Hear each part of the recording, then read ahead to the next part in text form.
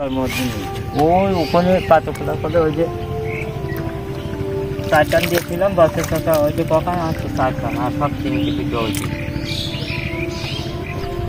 আসসালামু আলাইকুম প্রিয় বন্ধুরা, আমার এই চাচার এই পাওয়ার টিলারের এই যে ফিতে পুলির এই নাট ভেঙে গিয়েছে, কেটে গিয়েছে। এই নাটটি লাগানো হচ্ছে, লাগানোর পরে এই ইঞ্জিন আবার স্টার্ট দেওয়া হবে, তারপরে আবার জমি চাষ করা হবে। এইটা হচ্ছে 25 হর্স পাওয়ার, মানে 25 হর্স পাওয়ার মানে 25 ঘোড়ার শক্তি ইঞ্জিন। চাচার এই ইঞ্জিন কত নিল?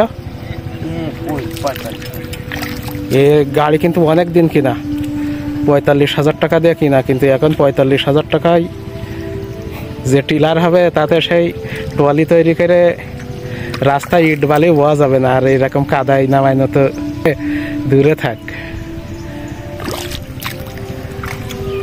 তাহলে কয় বছর কিনেছেন?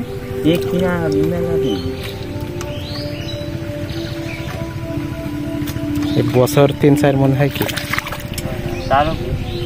4 বছর।